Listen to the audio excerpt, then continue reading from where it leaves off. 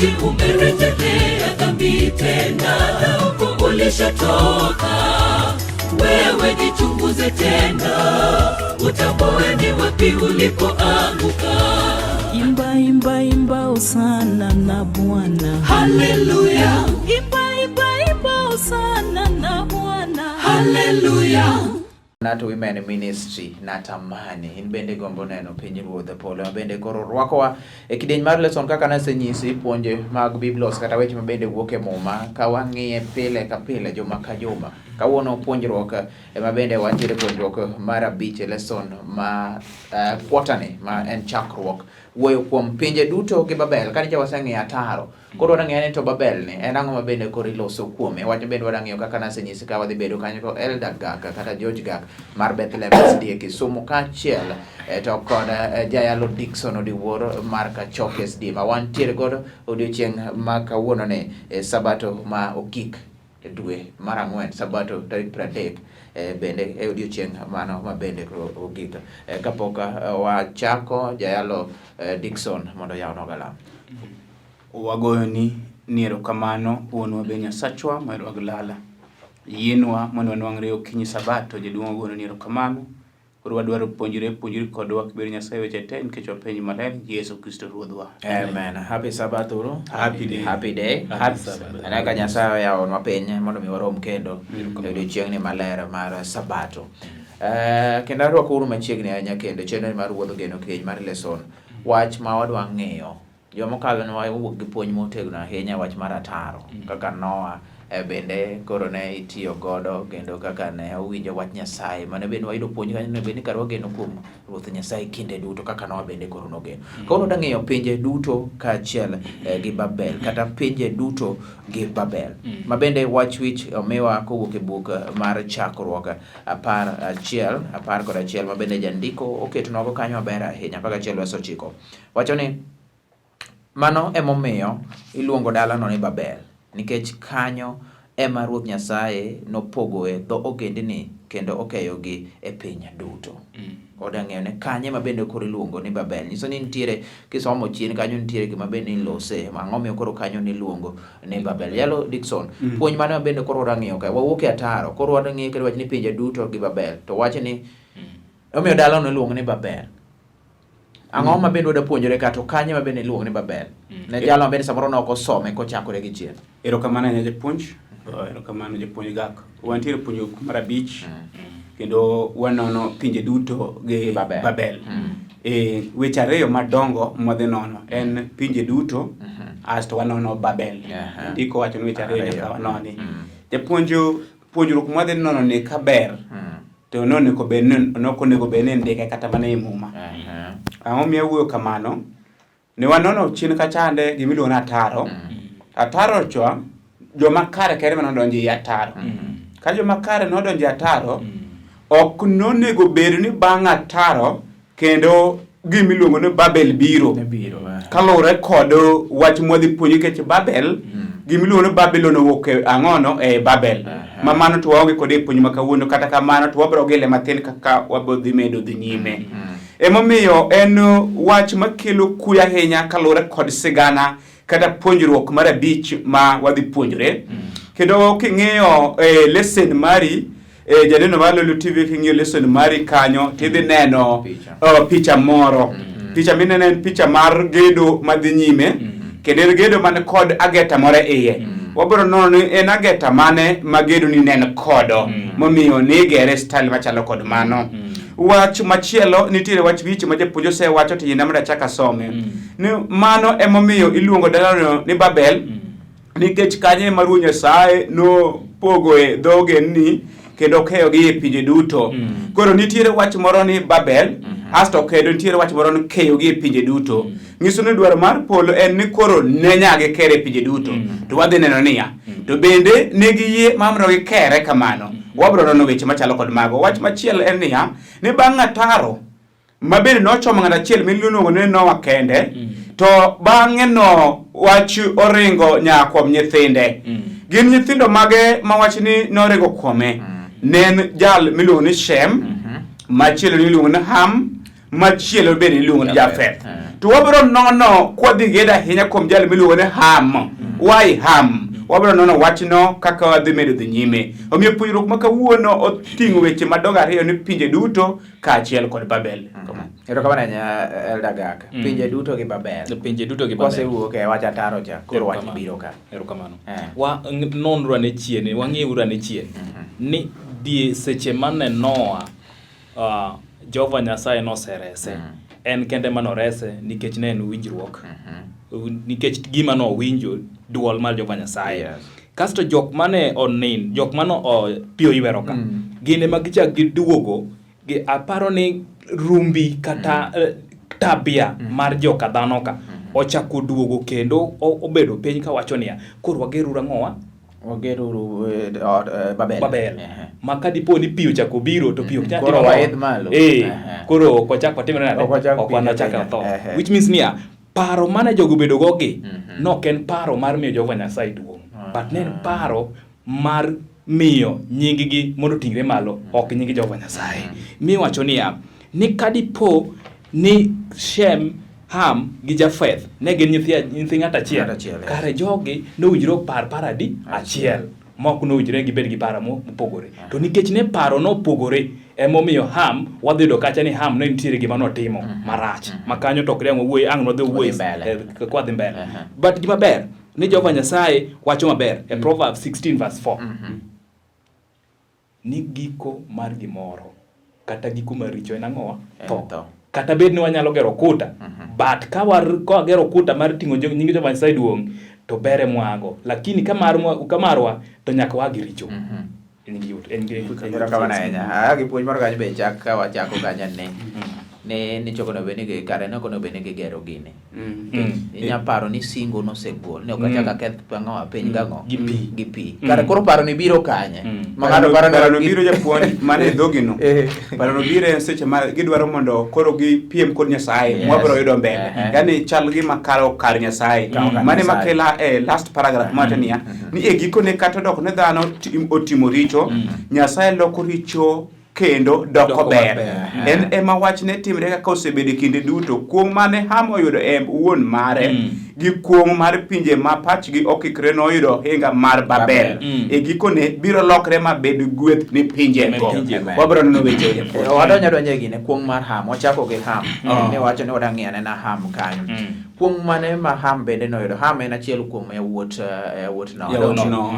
Kuom mane Jayalo Dickson, ang'o ma bende koro wadang'iyo kae kuom mar Ham ne. Japuonju ne ng'amo kipimo chal ng'amo ya batesi. Mai ng'an ng'amo ya batesi. Ne awinjo ka pastor mosipwa ahinya pastor nuga wacho wach moro chiwo puonjowa.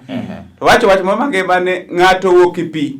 To dhok motiyogo ni jok mane openje gimomiyo ae pi mar mak mana ni oweyo piny to doga ng'ono dogi Yesu. Kama donje Yesu ni wach mane otiyogo ne duong' moingo kaka nowuoyo kapok notimo nade kaka donje pi. Koro winjie gima timre kae japuonj. Ni kuom mar ang'ono mar Ham. Kidhi e buk mar Chakruok 9 to idhi yudo wach maduong' e iye kanyo. Yawuot Noah manowuok e yiego ne gin Shem gi Ham kod Jafeth. Winj tamu motigo mokwongo ni yawuot Noah giwuok kanye e yie. Yie magiwuok en mar ng'a mar Nyasaye. Yie magiwuok mar Nyasaye ni giwuokie ka gin kod timbe mar jo-Kanan. Ka watiyo kod dholo masani. Giwuok kapod gin kod timbe mag ang'on mag jo-Misri. Giwuok kapod gin kod timbe mag jo-Misri. Nyiso niya ni onge lokruok ma jogi obedogo kane gin yika. Mano wach mokwongo. Jandiko chako wach moro niya. Ne gima Noah notime puothe mar mzabibu chal gi mano mane Adam otime e puothe mar Eden. Sigeni ariyogi nigi gik machal kuomgi. Chamo olemo makelo bedo duk. Eka bang'e wayudo nanga mar umo dugno. Nanga mar umo dugno en ng'ano Nyasaye. Wach mar ariyo kuom gi gweth.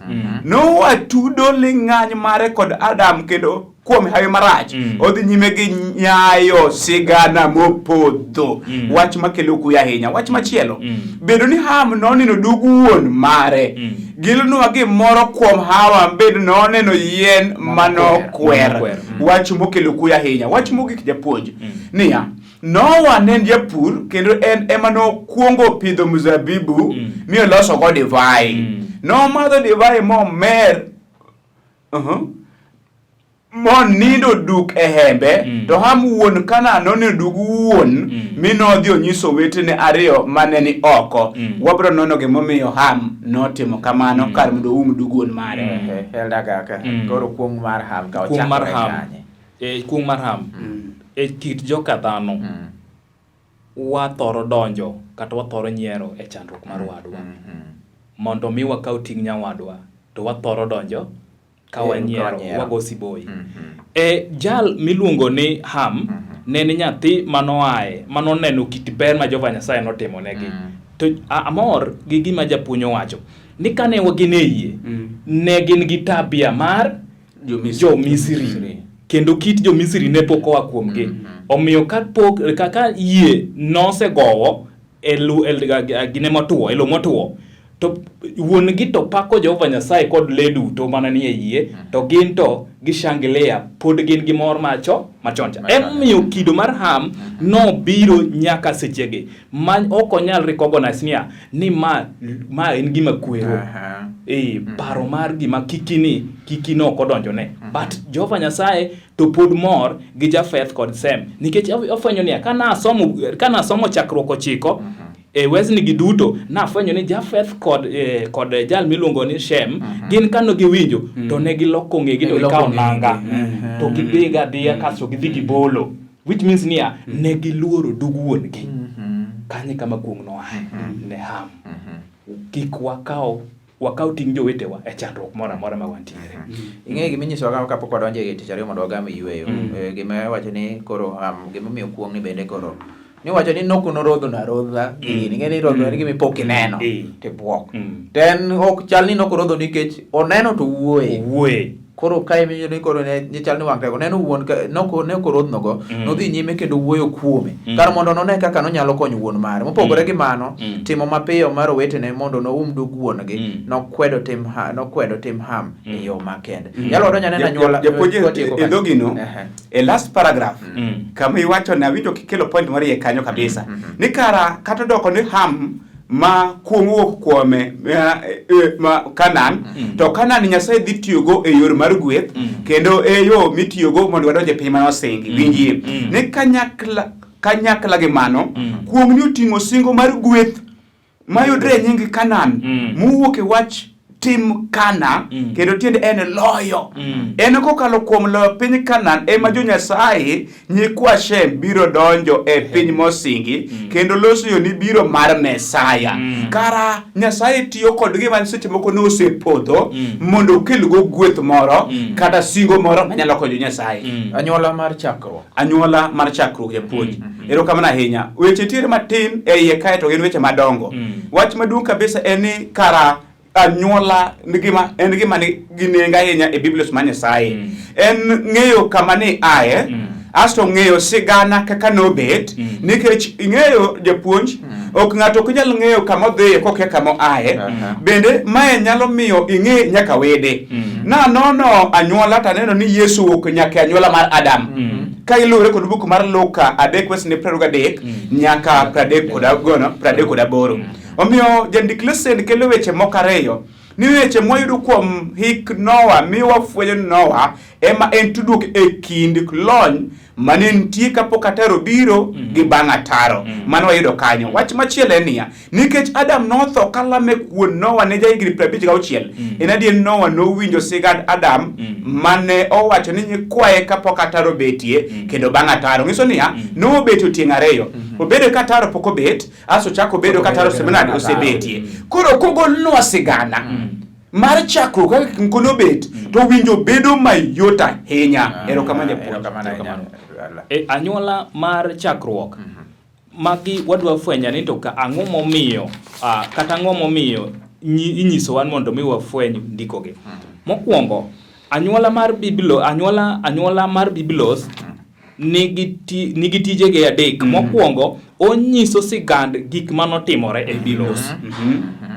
Mane miwinjo kwa timore manotimore kineno ka nyathi chal kako chalno, which means weng'iyo nyathino gi sani okaw kido moro okaw kiti emomiyo ndiko moro mitnaga mawacho niya ni enigo ingero niya ni awendo okwe ang'o yiere which means ni chandruok manokwongo cha ema koro ni ka ariyo ne mano onyiso namba 2 onyiso tudruok makende e kind gik machon gi gik makawuono mana wasewacho niya e chandruok makawuono rifa gi gima nacho gima chon ok inyal inherit wealth ka poverty to ne nitie dong mano wawinjo maber mar adek oparo nwa yom mar joka dhano mano kende e gimomiyo onyiso ni mondo timore nade wafwenya nyuola mar chakruok.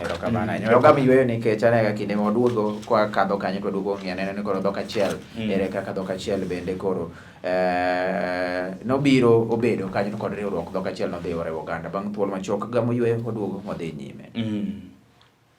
Imba imba imba osana na Bwana. Haleluya. Imba imba imba osana na Bwana. Haleluya.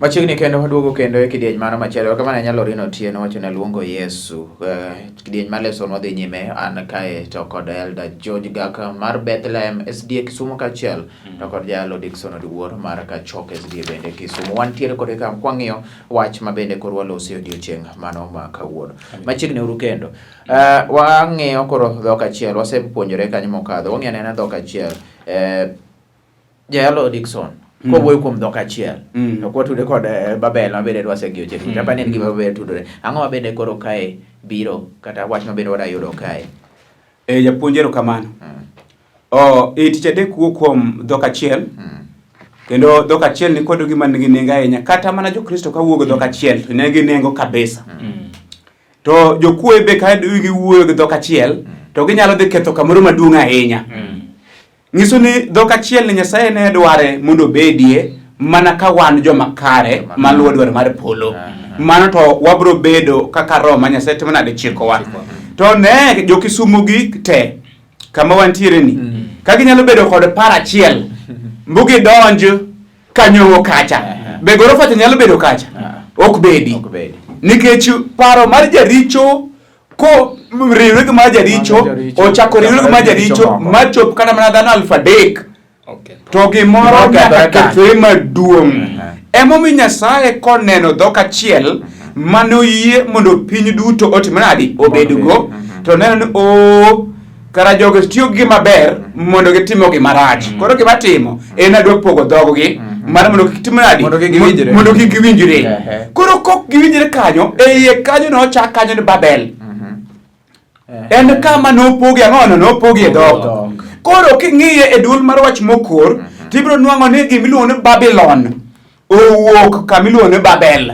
nikech gwenyruok ang'o momiyo gwenyruogno obedo kanyo en paro mane jogi neno kodo ne gin gi paro mane ne gin gi paro mar gedo ni nok en paro mok e lwedo mar Nyasaye to gedo ni nowuok e buk mar Isaya 14 wesni 14 ni eka nogombo mondo piem gi Nyasaye mondo bed malo moingo jomoko en ting'ruok malo en kao kom mar Satan mano dhok achiel omiyo jogi nobedo kod paro mondo gipiem gi Nyasaye jogi nobedo kod paro mondo gigedi ni Nyasaye jogi nobedo kod paro mondo gichwechi mano ne ntiere iye kanyo omiyo ka polo neno gima chalo kod mae to polo obiro mondo timo nade mondo pok dhok machalo kod mano erokamano japuonj dhok achiel dhok achiel ngie maber ni dhok achiel mar joka dhano en kethruok mano korka joka dhano mar korka joka dhano lakini dhok achiel mar Kristo en ber chutho onge odiochieng' ma dhano nyalo paro gima ber kata gichokore apar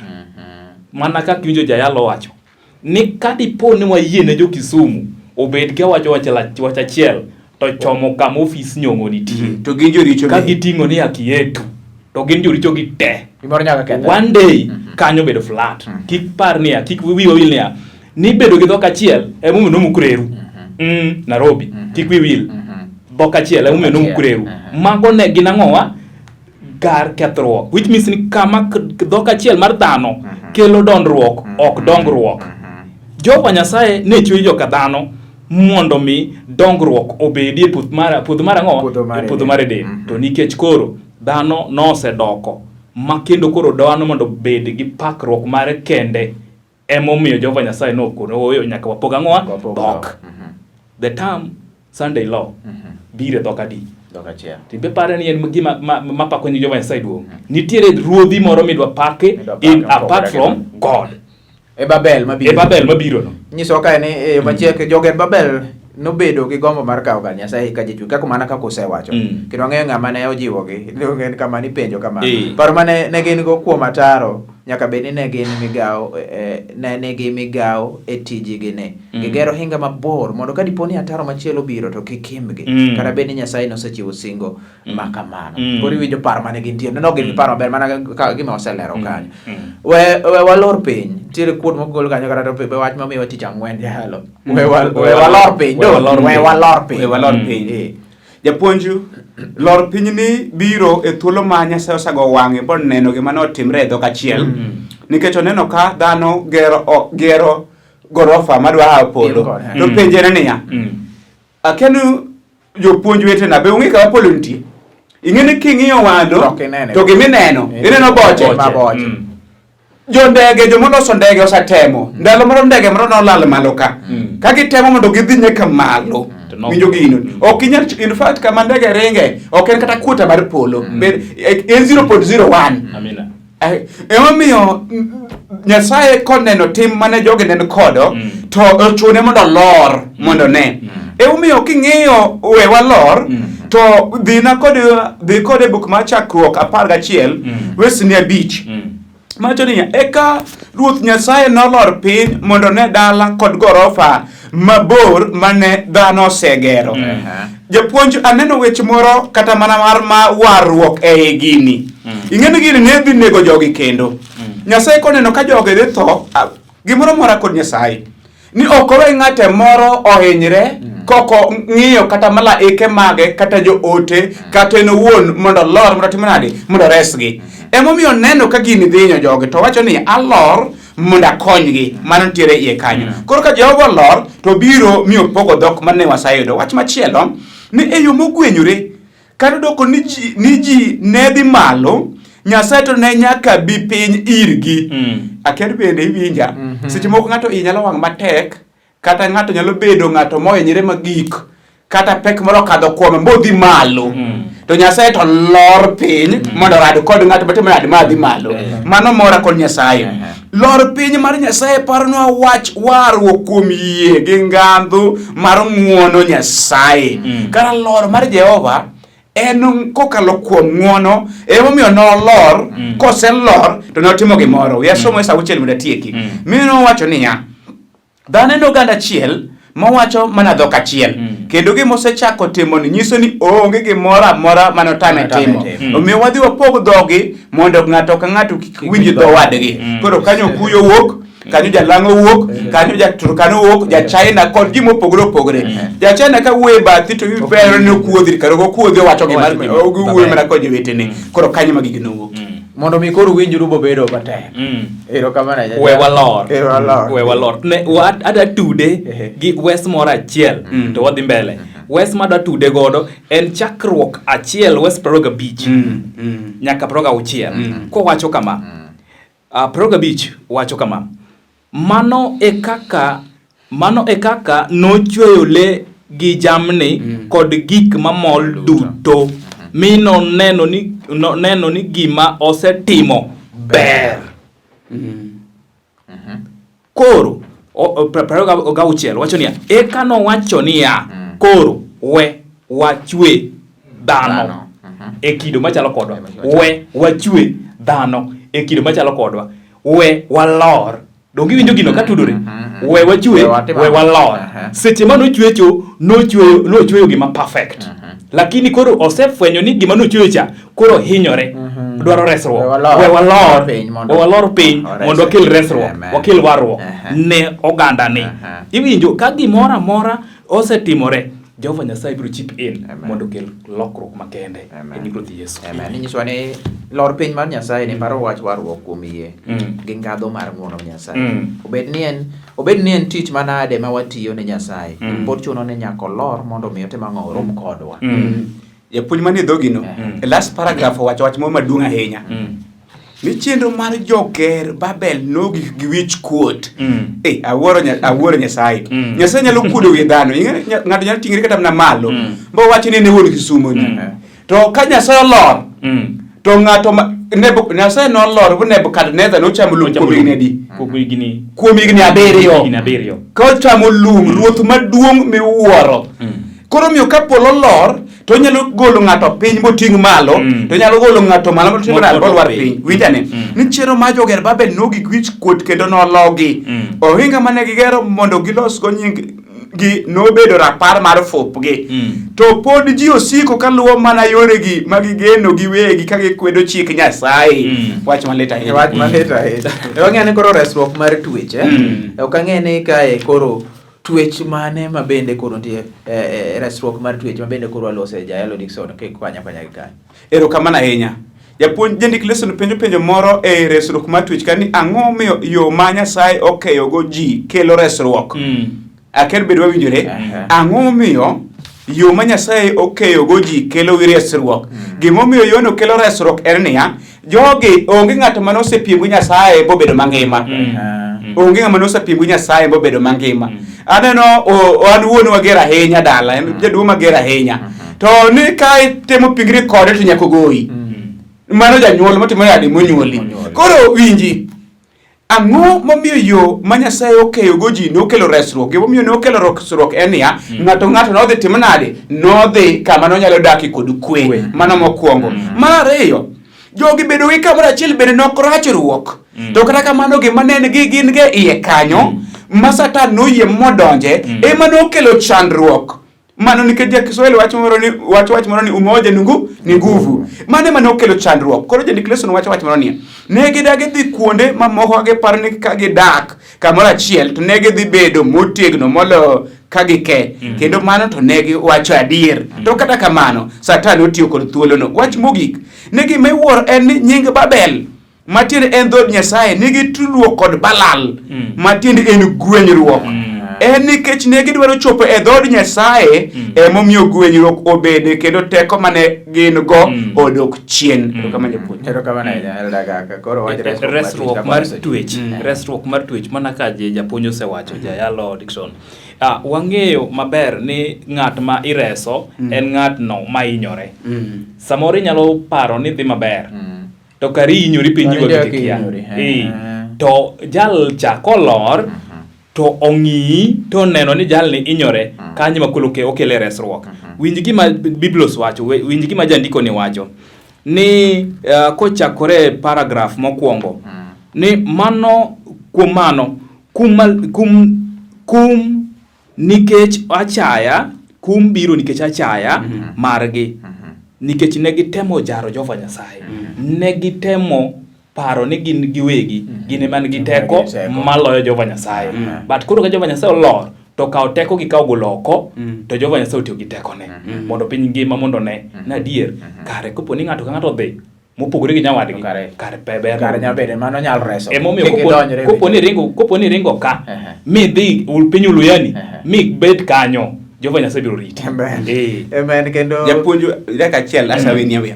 Dine gidhi nyime moko geng'gi. Akel bedo winje. Dine gidhi nyime moko geng'gi. To dine giketho piny mane pod tin. Pinyno ne pod tin. Ere ka notin, pinyno ne pod nyako nikech owuok e ataro. Mano mokwongo. Riwruok mage ne jiwo gi ng'anjo.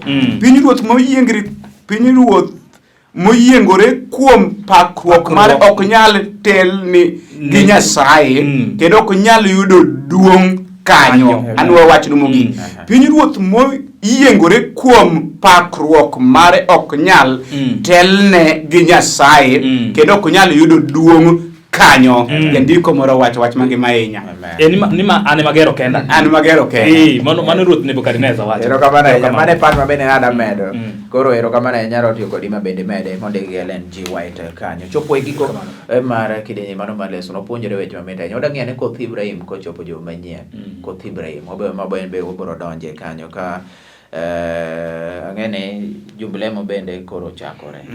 Jalo ga kinde kumedhie. Nitie kama dhie. Ine kanye. Adhi kanisa miluongo ni Amazing Grace. Iluongo ni Kachok. Kisumu South. Amazing and bad Kachok. Ero kamano. Jalo Dixon wang'eni nitiere kuma dibede odiochieng' mano ma kawuono. Tiknwa galam gak. Walemo. Jehova Nyasachwa mawuono ogendini, Baba musiepowa. Wagoni erokamano e sabato mari maler ni Jehova Nyasaye ichiewowa e nindo kod teko mari. Afwenyo ni ng'wononi no kare en mich marwa. Baba, wafwenyo e yo makende ni kata dipo ne wasedhi ataro kod dwaro mari to in ilor mondo ichak iketwa e wang'a yo. Chakruok kata giko Jehova Nyasaye mari kaka jachwech bedo ga maber, to chakruok mar dhano bedo marach. Yie mondo mi ka nyathini moro kumora amora Jehova Nyasachwa nosedhi mabor kod dwaro mari, yie mondo iduoge dala to ikwane pirudhi mokayo machiegni nikech mane sayo wakum happy e nying Kristo wakwayo. Amen. Erokamano ahinya. Mano bende giko mar lesson. Ng'eyo lesson mondo ing'e ni tang'o mabende waloso kaka joma nyien en Koth Ibrahim. Lesson en chakruok. Na Morin mar Adventist Book Center nyisa ni lesson pod ng'eny. Chal ni ji okaw mondo som lessons ng'eny ahinya ABC Kisumu kanyo. Wewe kai kod wende ariyo. King's Ambassadors, Bwana nakuhitaji, Nyasaye adwari seche duto kaachiel to kod Omboga SDA Choir mowero dala. Duogo mondo adhi nyime chelo mano mar WUODH GENO. Koro moko kacha bang' thuolo machok kende.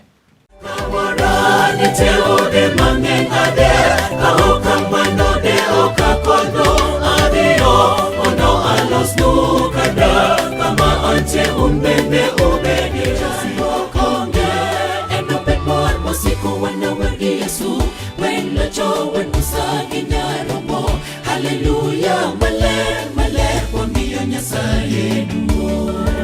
Wewe manade, yatewa wewe peo manade. Tudake pare wewe thamone, ajera wewe peo manade. Kuwaji umerejelea dhambi tena, na uko ulishatoka. Wewe jichunguze tena, utambue ni wapi ulipoanguka. Imba hosana na Bwana. Hallelujah. Imba hosana na Bwana. Hallelujah.